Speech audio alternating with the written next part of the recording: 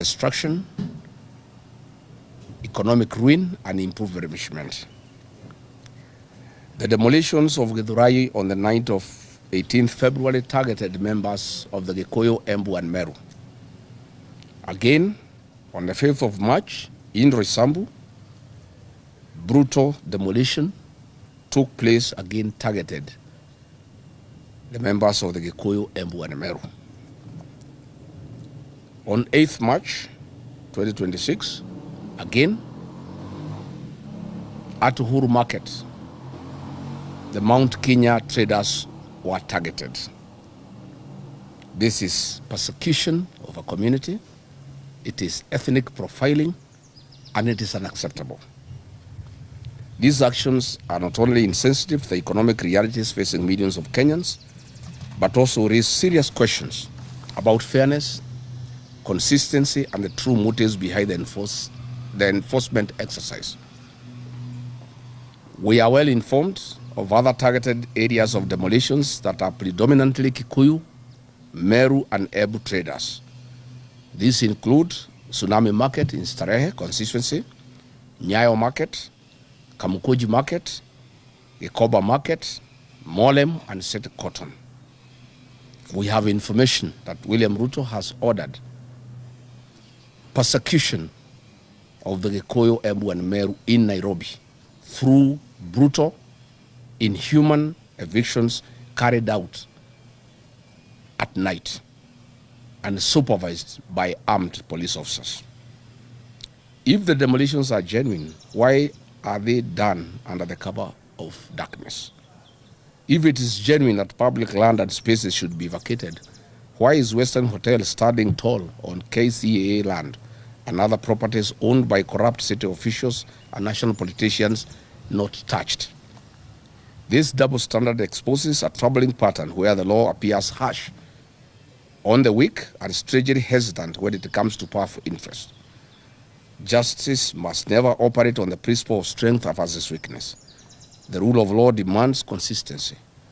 If structure sitting on road reserves demolished, why is the law being applied selectively and targeting the Kikuyu, the Meru, and the Embu? What is good for the goose must indeed be good for the gator. We have intelligence information that President William Ruto has vowed to displace the Gema community that has a big vote in Nairobi by destroying their businesses and sending them back to the rural areas to deny them an opportunity to participate in the next general election within the county of Nairobi. And if William Ruto thinks and believes that his only problem in the country is the Mt.Kenya communities, then he doesn't know what is happening in the rest of the country. It is not just the people of the Mt.Kenya community that have a problem with this government, but the whole country. Targeting the Mt.Kenya people is unacceptable, and we shall fight it at the risk of being called tribal. We have also information that Governor Sakaja has ordered that business people and contractors who have rendered services to the county government of Nairobi and come from the Kikuyu, Embu, and Meru communities should not be paid. They have been struggling for the last 3 years with pending bills, and this community has been targeted for impoverishment and being denied their rightful dues after doing work with the county government of Nairobi. At a time when Kenyans are struggling with a harsh economic climate, destroying modest businesses of ordinary traders without offering viable alternatives is both unjust and deeply irresponsible by this brutal regime. These traders represent the backbone of our informal economy. They are not criminals. They are hardworking citizens striving to feed their families under extremely difficult circumstances. For once, be mindful of the hustler whose healthcare, education, and all other systems you have destroyed, and they are crying in great pain and anguish in a bottomless economic abyss. How do you feel or even sleep at night when women and children are crying in the cold rain season? And just the other day, you butchered hundreds of Gen Zs and others ordered to be shot on the legs.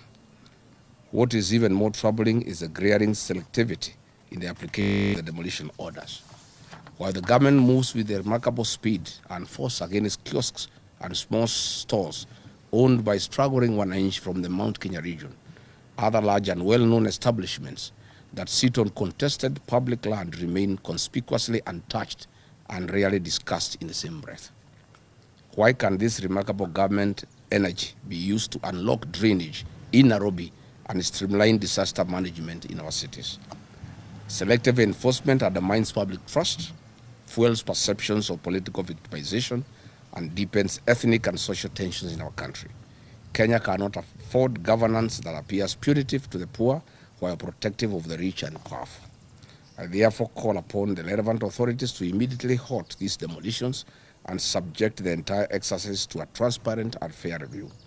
Any enforcement of planning regulations must be humane, lawful, and uniformly applied across the board, from the smallest roadside store to the most prominent commercial establishment, and no grabbed public property. Kenya is a nation governed by the rule of law, not by selective convenience for political ends. Asante sana.